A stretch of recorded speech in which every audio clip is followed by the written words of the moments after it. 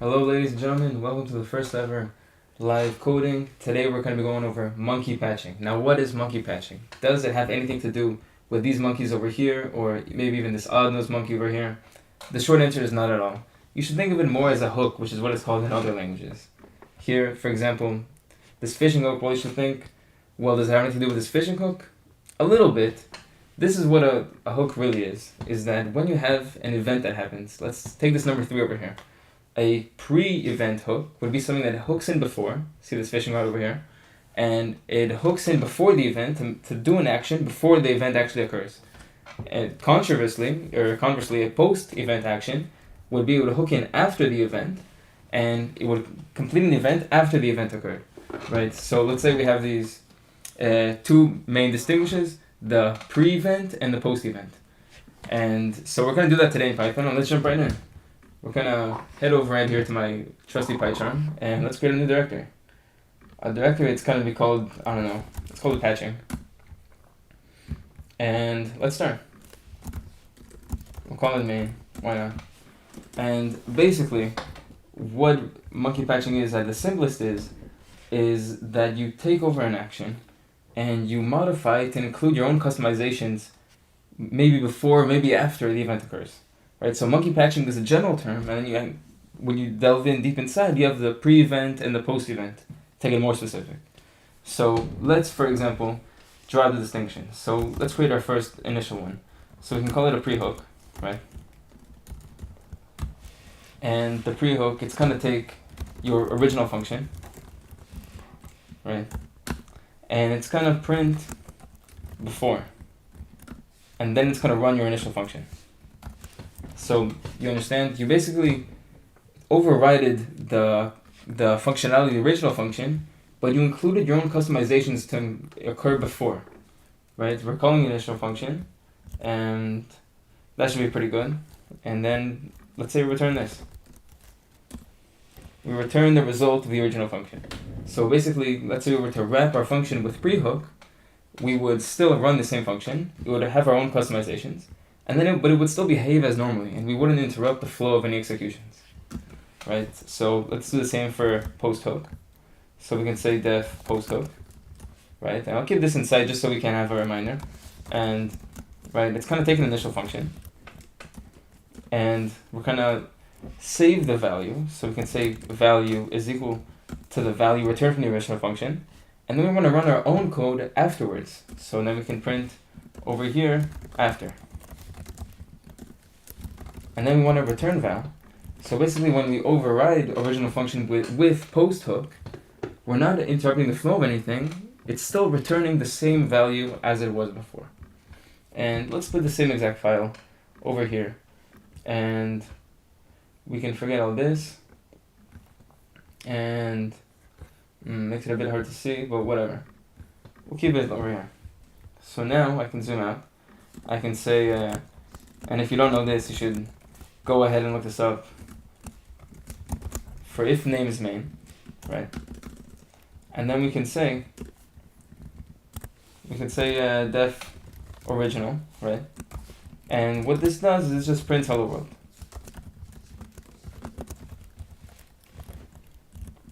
Right? And then let's say we were to run original.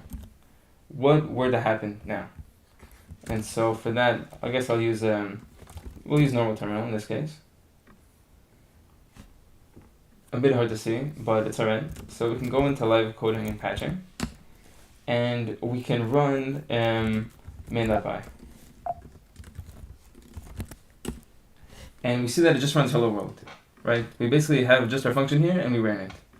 Now, what if I were to decorate hello world, or the original function, with the pre-hook, right? And in Python, a decorator means that this basically wraps it. Doing this is the equivalent of doing, just like this over here, original is equal to pre-hook original, where basically we wrap it and then save it under the same name, right? And it basically overrides it. But instead I'll use the decorator. So we decorated with pre-hook, right? And pre-hook, what it does is it takes a function, it'll print before and then execute the function, right? So we have all this. And so let's say I were to run it now. We see none type object is not callable. Now what's the issue here? Is that it didn't receive an initial function is what it's saying. Now that's lies.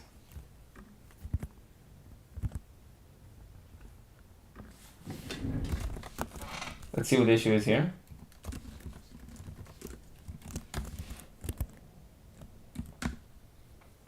I don't know. Let's skip it for now. And let's just say it as is. Original is equal to pre-hook original.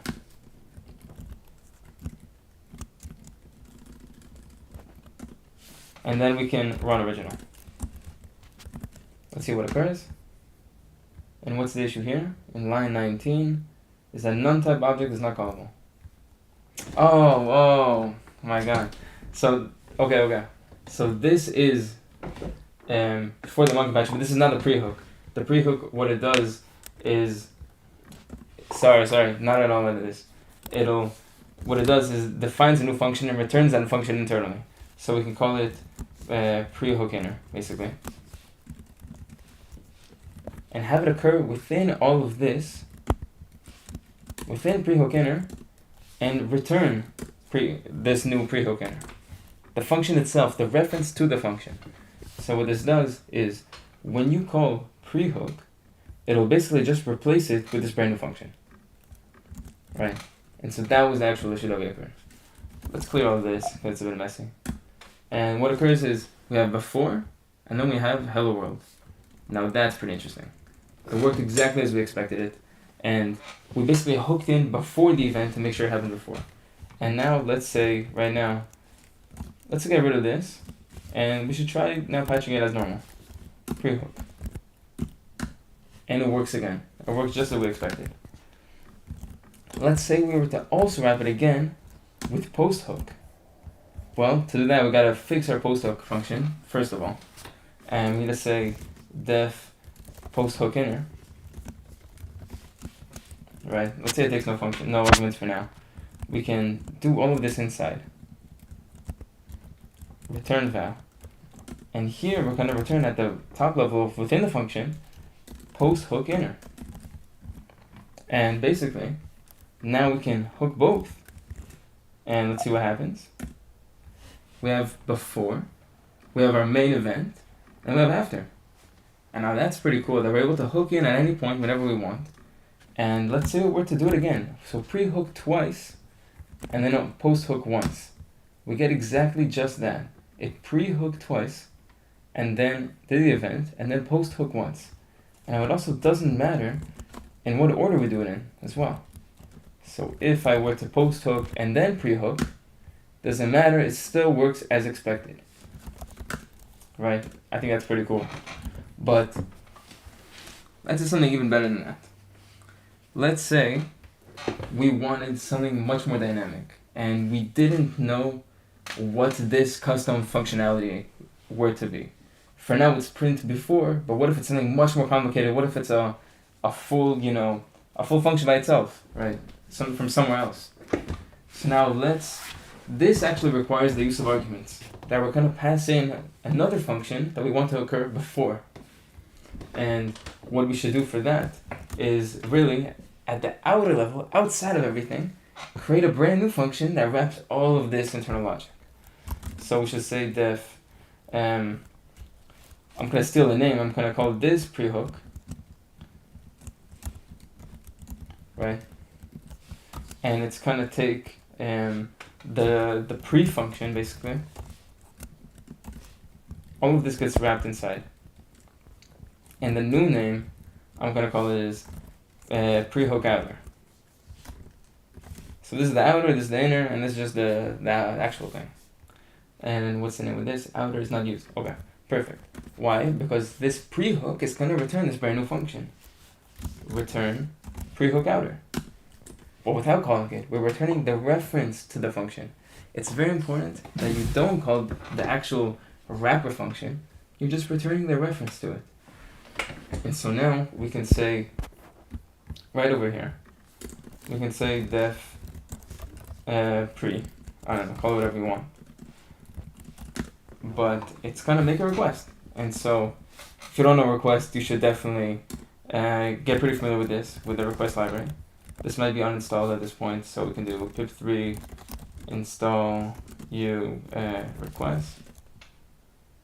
Okay, it looks like we already have it.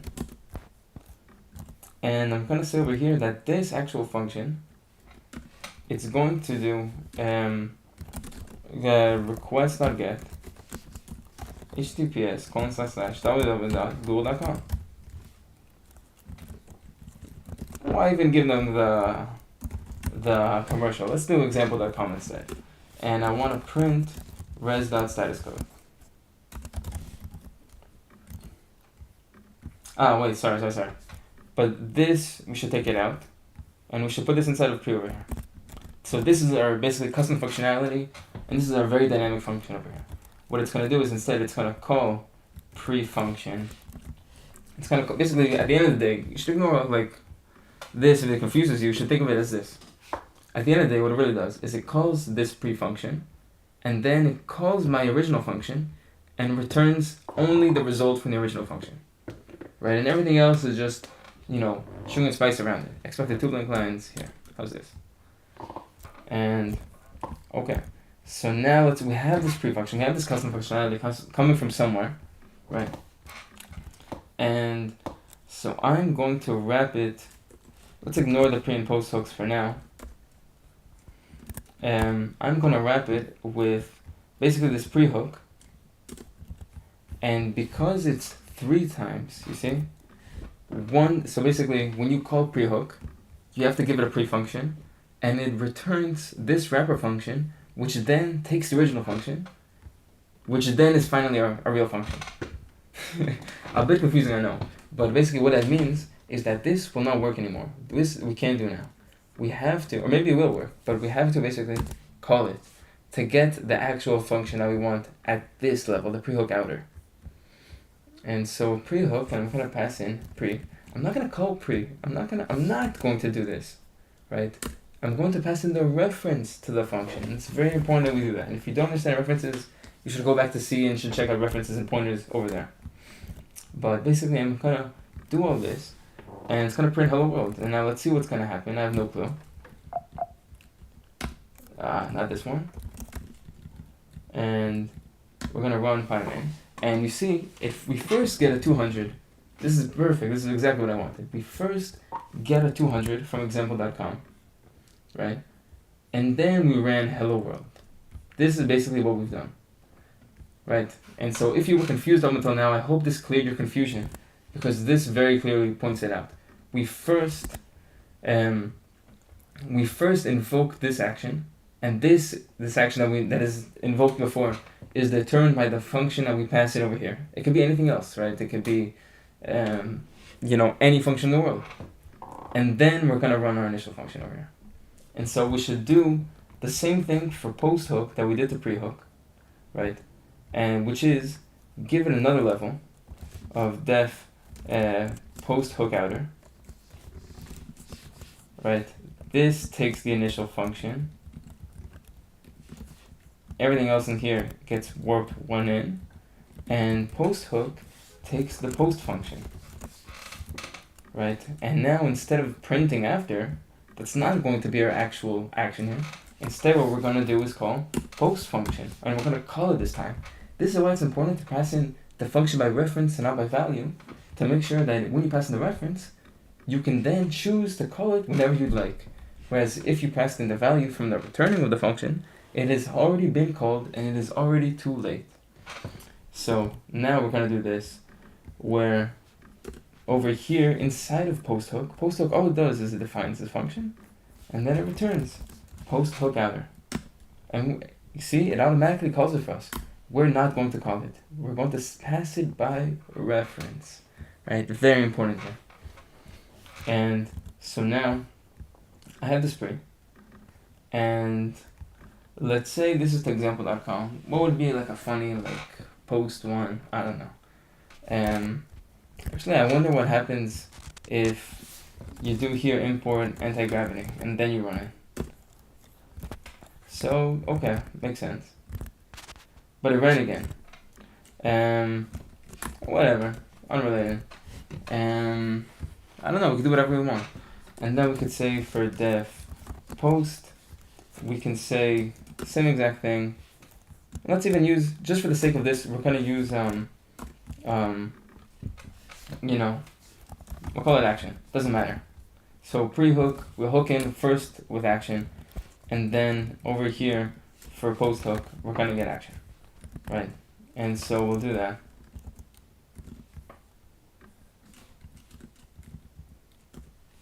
So you see, we first do it, we have our original function, and then we do it again, right? Why? Because we just said, let's do one time pre, let's do one time post.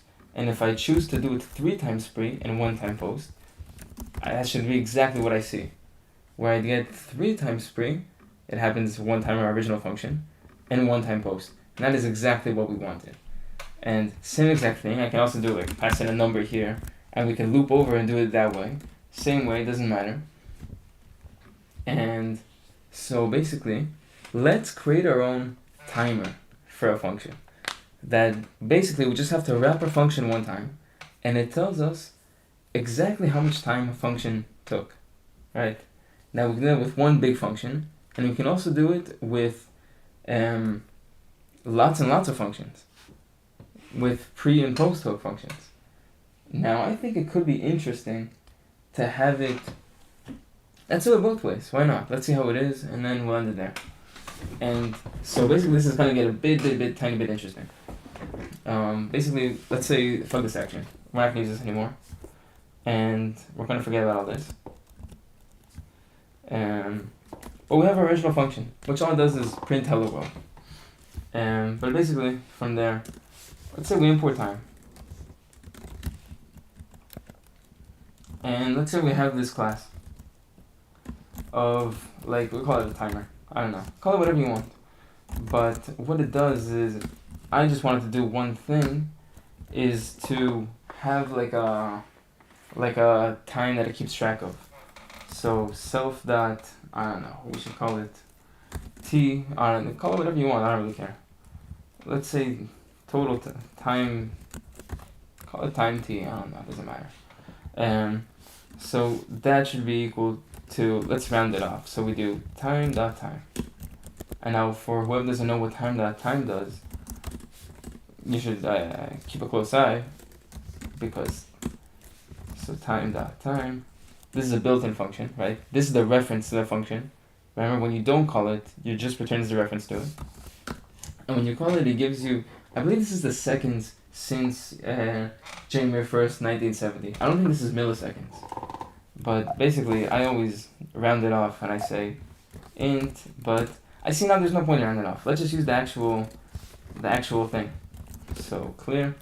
And so let's just call it self.time. Why not? Why be difficult? And let's not round it up. I want to keep it as a float, right? And I actually really like Python for adding float. And we can say exactly, it's a type in. So if we fail and we don't follow it, we police ourselves at the end of the day. And there's nothing to crash or anything to do on. But basically, let's say this. Let's say I don't think it matters over here for any of these, right? Because this is just purely dynamic. So let's say we have a start time. Let's say we have let's give it a few functions. Let's say start new. Honestly, why not? We could just call it self.in, because that's exactly what we want. And def I want to get like the time that's passed. Get total time passed. Let's say, I don't care. Doesn't matter. We call it whatever we want. We say time finish is equal to a brand new time.time. And then we have time total is equal to time finish minus self.time. Let's call this time start, just to be nice to us. So this is time start, and we'll replace this over here. We'll tell itself that time start, and then basically just return time total, right? And I might as well just replace this as return. So we created a very simple timer class. If you don't know what classes are, definitely take a look at those before coming. And what it does is basically every time we start new, we set our time start, what's it called, instance variable to the current time at hand. And when time has passed, and we call time passed, we get the time since then, basically the delta, right? And so that's all good. And so let's say start time, a function, that basically has, let's say we have our own instance, and we just carry around that one single instance around. And so start time, basically, can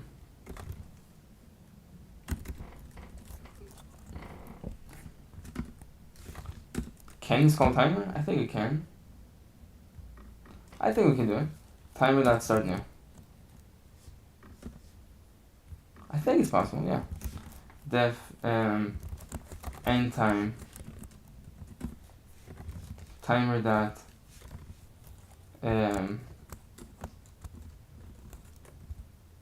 what do I call it? Time passed.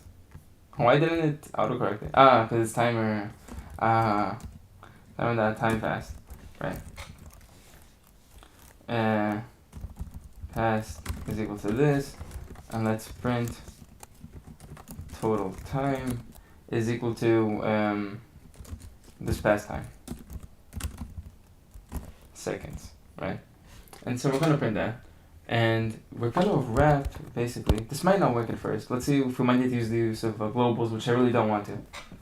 But then let's say we want a pre-hook, and the pre-hook, what we're gonna do is we're gonna start time. And then we're gonna, I shouldn't have done that, but let's do add post hook.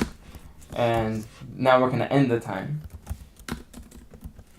And let's say this might not work, but you get what I'm saying?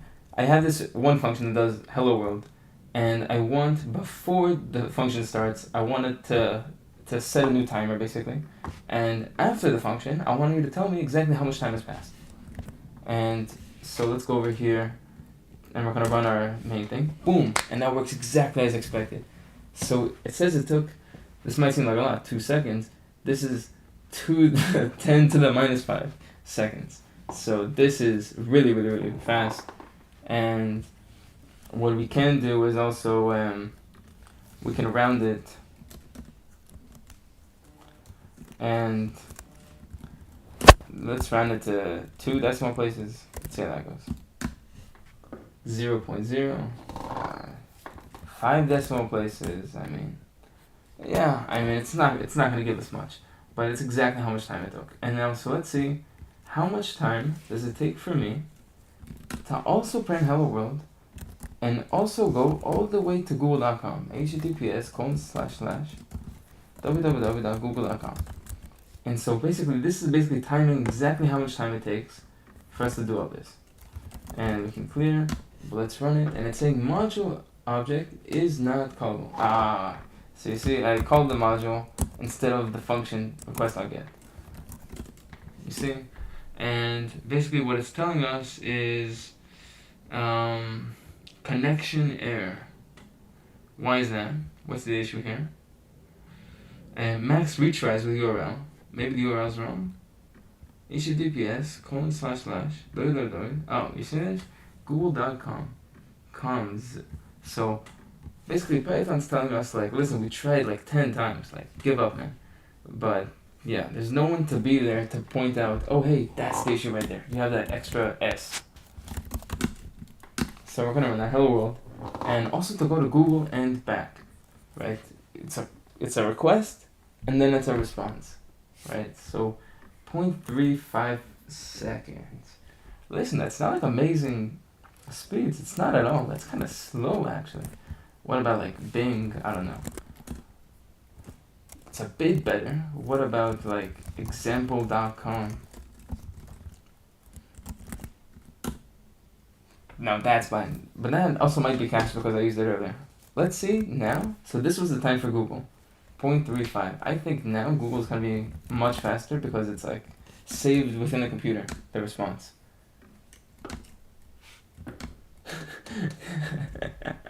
Listen, it's it's not getting much better. It's meaning it's not caching the results from the request.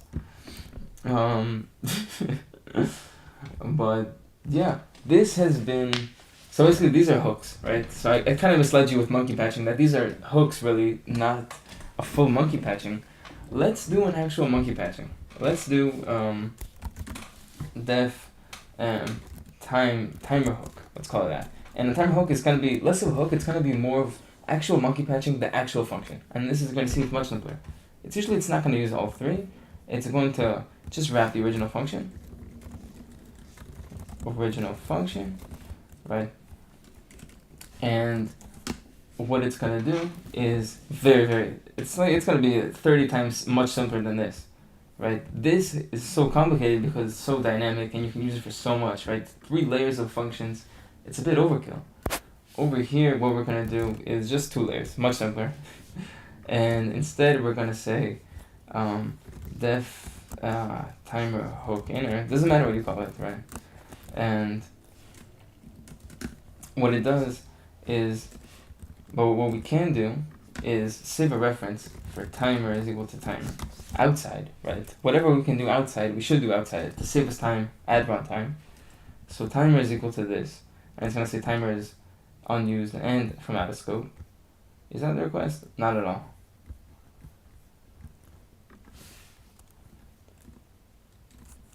Let's call it T. I don't know. No, let's use the out of scope one. So this timer is equal to timer. Def timer hook inner. What it does is it does timer dot start new. It does your original function. It calls the original function, and then does the exact same thing over here. But I don't want to copy paste, but really what it does is timer dot time passed. Timer dot time passed, and total. Let's give it a big T to be nice and fancy, and we can even round the result. And let's round it to 5, and then let's be obvious that we're using seconds here, and this is much simpler, right? Def return timer hook inner, not calling it by function, by reference. And so let's just see that this works. Expected 1 blank line before nested found 0. So basically it wants like this. And let's say now we got rid of both of these, we just commented out, and we just wrapped up a timer hook. I think this will still work as expected. Exactly. And this is a brand new total, and you can see by the way it's spelled total over here that this is that. Total took 0.54 seconds. Damn, that's slow extremely. But it doesn't matter. Let's carry on. So basically, this has been today's lesson on monkey patching and also hooks. And I hope you understood the difference between them. And just as a quick recap, we have our pre-hook and our post-hook. These are extremely dynamic functions that basically pre-hook will call a function before your code, and post-hook will call a function after your code. Now, the reason that it looks so big, these two, this pre-hook and also this post-hook, why they're 3 levels of functions deep, is because they're so dynamic, they'll work with any function. And why timer hook is much, much smaller and much simpler to read and also understand is because the functionality is hard-coded to within the wrapper function. It is a wrapper, but it's very, very hard-coded and it's not dynamic by any means. Right? So this is the distinction between the two. And so if you were looking for something more dynamic, you would pick this. And if it doesn't matter and it's a one-time thing, you just want to completely change the functionality of the function and work around it, maybe something like this would better fit your needs. And so yeah, that has been today's lesson on all that. And let's see what happens when we do all of this. I'm curious. I think it works in this order. It works out. 1, 2, 3, it works in that order. So let's see all that. Exactly. And so it printed all this. 3017 and 023. It took a tiny bit more time because this is the total time of also printing out this and a tiny bit more. And yeah, that has been today's lesson on monkey patching. Tune in to next time to learn more.